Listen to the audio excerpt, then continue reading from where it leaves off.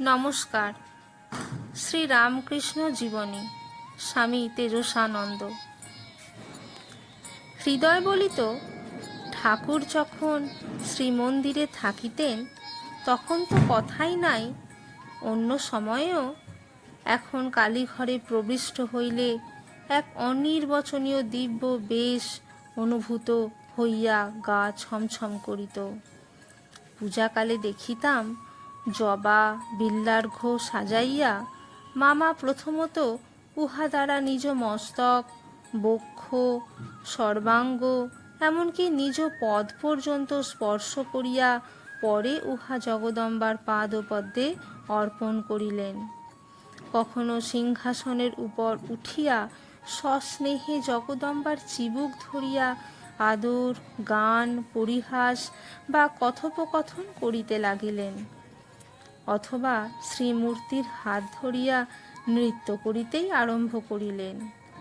একদিন দেখি ভোগ নিবেদন করিবার সময় একটা বিড়ালকে কালীঘরে ঢুকিয়া মেয়াও মেয়াও করিয়া ডাকিতে দেখিয়া মামা খাবি মা, খাবি মা বলিয়া ভোগের অন্ন তাহাকেই খাওয়াইতে লাগিলেন। ঠাকুরকে ঐরূপ করিতে দেখিয়া মনে আশঙ্কা হইলেও অপরের নিকট প্রকাশ করিয়া কি করা কর্তব্য তদ্বিষয়ে পরামর্শ লইবার তাহার উপায় ছিল না। কিন্তু প্রতিদিন যখন ঐরূপ হইতে লাগিল তখন ওই কথা আর কেমনে চাপা যাইবে? অন্য কেহ কেহ তাহার ন্যায় পূজাকালে কালীঘরে আসিয়া ঠাকুরের ঐরূপ আচরণ স্বচক্ষে দেখিয়া যাইয়া খাজাঞ্চি প্রমুখ কর্মচারীদিগের নিকট অভিযোগ উপস্থিত করিল। তাহারাও স্বচক্ষে উহা প্রত্যক্ষ করিয়া স্থির করিল, হয় ভট্টাচার্য পাগল হইয়াছেন, না হয়তো তাহাতে উপদেবতার আবেশ হইয়াছে। বাবুদের এ বিষয়ে সংবাদ প্রেরণ কর্তব্য। যথাসময়ে মথুরবাবুর নিকট সংবাদ প্রেরিত হইল। মথুরবাবু কাহাকেও কিছু না জানাইয়া একদিন পূজাকালে সহসা আসিয়া কালীঘরে প্রবিষ্ট হইলেন এবং অনেকক্ষণ ধরিয়া ঠাকুরের কার্যকলাপ দেখিতে লাগিলেন।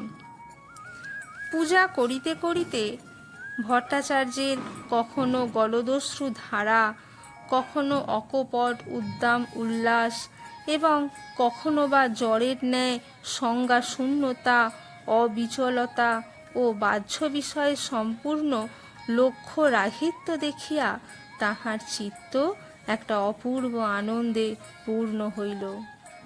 তিনি অনুভব করিতে লাগিলেন শ্রীমন্দির দেব প্রকাশে যথার্থই জমজম করিতেছে।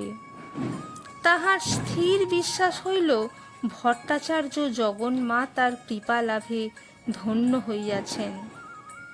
এতদিন পর সত্য সত্যই মা এখানে আবির্ভূতা হইয়াছেন এবং মার পূজা ঠিক ঠিক সম্পন্ন হইয়াছে।